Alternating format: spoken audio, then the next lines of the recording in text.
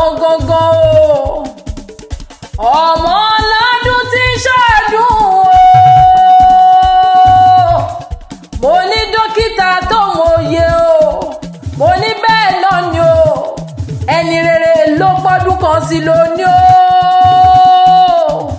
Mo ní Dr. Tolulope o.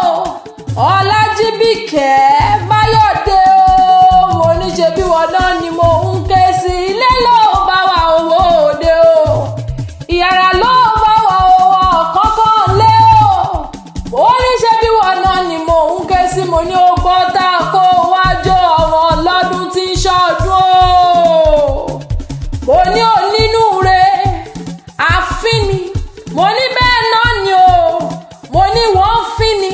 Mo ní bẹ́ẹ̀ náà ni ọwọ́ rẹ̀ ò wá ní kànsàlẹ̀ àpò lágbára ṣe Èdùmàrè. Mo ní CEO Dorianto. Mo ní bẹ́ẹ̀ náà ni o. Ẹlẹ́yinjú àánú o. Obìnrin rere o. Akíkanjú o. Mo ní bẹ́ẹ̀ náà ni o. Akíkanjú ni ẹ láàrin àwọn ẹgbẹ́ rẹ. Mo lákíkanjú ni ẹ. Mo ló dúró yàtọ̀. Mo ní bẹ́ẹ̀ náà ni o dúró re o. Ìyá bí ìyá rẹ̀ ló gbé mi débi o. Màmá rere o. Ó ní tí à ń ké voices. Ó ní wá bá mi kí ẹni re. Ó ní wá bá mi kí philanthropist. Ó ní wá bá mi kí ẹni tọ́wọ́ rẹ̀ ò ní kànsàlẹ̀ àpò títí láíláíláí.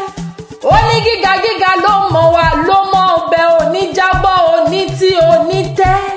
Ó lò ní tẹnu gbóbi ọ̀wọ́ nílé ayé lágbára Ọlọ́run ọba ó láyé òní rídìí rẹ̀ lágbára ṣe Èdùmàrè. Gíga lọ́wọ́ yọ òjòrò. Ó ní kí n wí fún wípé gíga ló mọ̀ ga lágbára ṣe Èdùmàrè. Èmi mọ̀lẹ́ o. Ó ní mo mọ̀lẹ́ bàbá tó bí ọlọ́mọ o. Mo ní bẹ́ẹ̀ náà ni o. Màá kọ́kọ́ kì í sọ́ba ilé o. Màá tún wá kì í sákúrẹ́ o. Àkúrẹ́ ọmọ Oloyemekun. Ọmọ Oloyemekun. Mo ní bẹ́ẹ̀ náà ni o. Mo lẹ́wà rẹ̀ ń tàn yò. Mo ní ṣètọ́jú rẹ̀ ní kí n sọ ní abẹ́yinjú tó dúró dédé bẹ́ẹ̀ bó bá rìn ó kì í pariwo rárá. Mo ní ọmọ tó mọ́ lọ́lọ́ o. Wùpáyé mi o.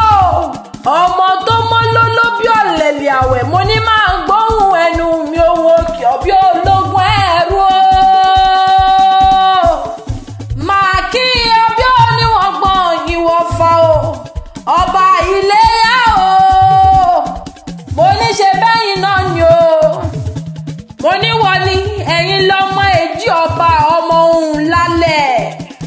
Ọmọ ajígbọ́gbà orin. Ọmọ wa ọmọ ẹkùn ni wọ́n ń pò kí ilé bàbá tó bí ọlọ́mọ gangan o. Ọmọ amókìkù igbó ẹbọ. Má sùn pa jíhùn rẹ bọ o. Ọmọ sọ̀rọ̀ bẹ́ẹ̀ náà ni o. Ọmọ sọ̀rọ̀ bí èbó. Ọmọ sọ̀rọ̀ mọ́sàkà sọ̀rọ̀. Ọmọ jọ́sìbì pẹ̀yìn òdìdà. Ọmọ olúgbò kan ọkàn tí ń ṣẹbọ o. Mo ní àbí ò mọ̀ pé nílé bàbá tó bí ọlọ́mọ ẹ̀yìn lọ́mọ wá ẹ̀yìn lọ́mọ ẹkùn. Ọmọ àtúndẹ̀ jẹun ni wọ́n ń pò kí ilé bàbá tó bí ọlọ́mọ o. Àkúrẹ́ o.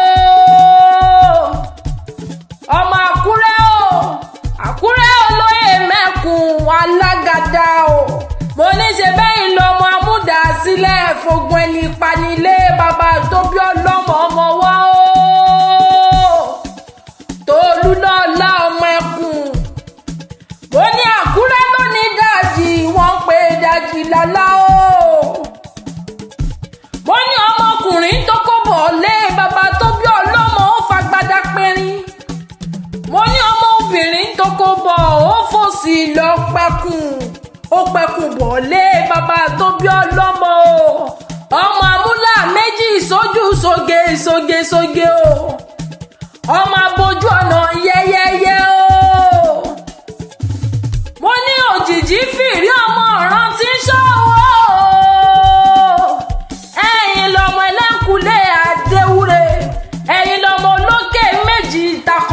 olórí ara wọn ọmọ gbẹ̀hún níta olúpè mo ní ìpẹ̀kun kò ṣe é mì mo lẹ́ẹ̀ní mú ó sórí ara rẹ̀ ni ọmọ olómi méjì àìpọ́n ọmọ olómi méjì àìbùwẹ̀ ọmọ olómi méjì àtẹ̀kan mọ́lẹ̀ ká tó pọ̀nkan o Tolúlọpẹ́ o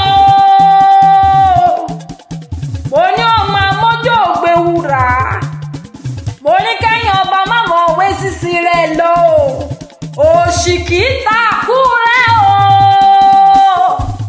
kó mọ́mọ́ láṣọ àlà Àkúrẹ́ mo ní bẹ́ẹ̀ náà ni mo ní Àkúrẹ́ lọ́mọ ọlọ́jà méjì kan àná o